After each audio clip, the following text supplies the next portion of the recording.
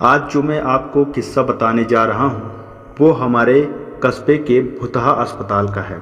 सारे कस्बे के लोग इस अस्पताल को भुतहा अस्पताल कहते हैं। इस अस्पताल का असली नाम विक्टोरिया अस्पताल है। इस अस्पताल को आज से करीबन 100 साल पहले अंग्रेज़ों ने बनवाया था। इस अस्पताल के सामने एक कब्रिस्तान है। मेरे दादाजी ने मुझे बताया था कि आज से 60 साल पहले इस अस्पताल में ऑपरेशन के दौरान एक लड़की की मौत हो गई थी। तब से इस लड़की की आत्मा इस अस्पताल में भटकती है। रात ढलते ही कोई भी इंसान उस रास्ते से नहीं गुजरता, क्योंकि उस लड़की की आत्मा राहगीरों को परेशान करती है। हालांकि मैं दादाजी की बताई पुरानी भुतहा कहानियों में ज़्यादा विश्वास नहीं करता था।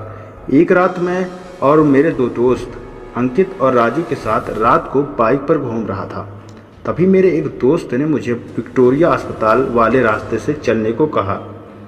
हम में से कोई भी ज़्यादा भूत प्रेतों पर विश्वास नहीं करते थे और हमने उस रास्ते से जाने का पक्का किया। उस समय रात के 10 बज चुके थे। हम तीनों ने यह बात अपने परिवार वालों को नहीं बताने का वादा किया और उस रास्ते पर निकल पड़े। जैसे ही हम उस रास्ते से निकले, रास्ते पर रेत होने की वजह से हमारी बाइक फिसल गई और हम तीनों धड़ाम से बाइक से दूर गिर गए। गनीमत थी कि हम लोगों को कोई चोट नहीं आई थी। बाइक चला रहे मेरे दोस्त अंकित ने बोला कि उसका बैलेंस तो बराबर था, फिर ये बाइक कैसे फिसल गई। हालांकि वो थोड़ा सा डर गया था, तो मेरे दूसरे मित्र राजू ने बाइक चलाने को कहा। अब राजू बाइक चला रहा था। हम 1 किलोमीटर चले थे कि अचानक हमारी गाड़ी का टायर पंचर हो गया और गाड़ी की स्पीड तेज होने से गाड़ी इस बार फिर से पिछली बार से भी ज़्यादा दूर जाके गिरी। इस बार हमें कोहनियों और घुटनों पर थोड़ी चोट आई। अंकित फिर से बोला कि उस जगह में ज़रूर कुछ गड़बड़ है, हम लोग वापस उल्टे चलते हैं।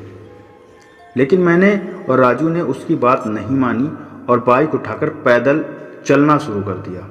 हम थोड़ी ही दूर चले थे कि अचानक किसी लड़की की चीखने की आवाज़ सुनाई दी। ये सुनकर हम रुक गए और अंकित बोला, यार तुम लोगों को चीखने की आवाज़ सुनाई दी क्या?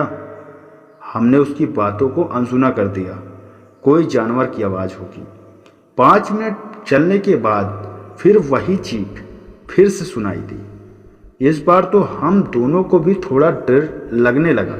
हम दोनों ने वापस चलने के बारे में सोचा, लेकिन हम रास्ते के बीच में आ गए थे।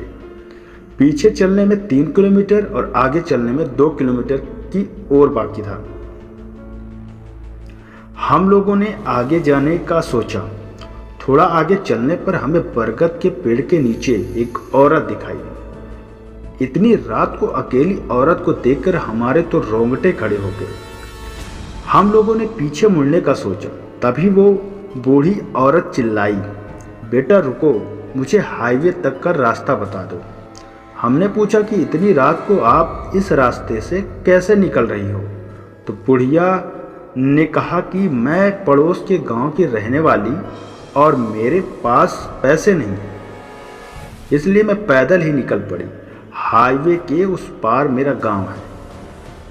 उसने उस बुढ़िया की बात पर विश्वास कर लिया और आगे निकल पड़े। रास्ते में वो बुढ़िया हमसे सारी बातें पूछने लगी। बुढ़िया हम तीनों के पीछे चल रही थी। हम तीनों दोस्त अब अपनी बात कर रहे थे।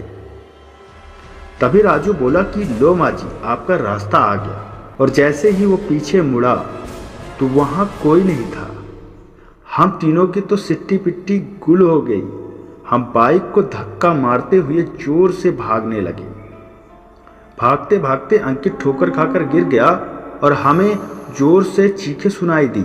हमने भी बाइक को वहीं पटककर अंकित को साथ लेकर दौड़ने लगे और अस्पताल के पास कब्रिस्तान तक पहुंच गए। ये सब घटित होते 12 बज चुकी थी। हमने पसीने से तरबतर हो गए थे और कब्रिस्तान पार एक मंदिर में रुक गए, क्योंकि अगर बिना बाइक के घर जाते तो जूते पड़ते। इसलिए उस रात मंदिर में ही रुक गए और सुबह होते ही बाइक लेकर अपने अपने घर आ गए और घर वालों को हमने यह बताया कि हम दोस्त के यहाँ रुक गए थे। उस रात के बाद से हमें उस रास्ते से कभी नहीं गए। मुझे आज भी सपनों में वो भूतिया बुढ़िया और चीखने की आवाज़ें सुनाई देती हैं। तो दोस्तों, ये थी आज की कहानी। आपको कैसी लगी कमेंट करके हमें ज़रूर बताएं। और हाँ, पहली बार है तो चैनल को सब्सक्राइब कर दें ताकि आपको अगली नोटिफिकेशन मिल जाए। मिलते किसी अन्य वीडियो में किसी अन्य कहानी के साथ। तब तक के लिए आपका धन्यवाद।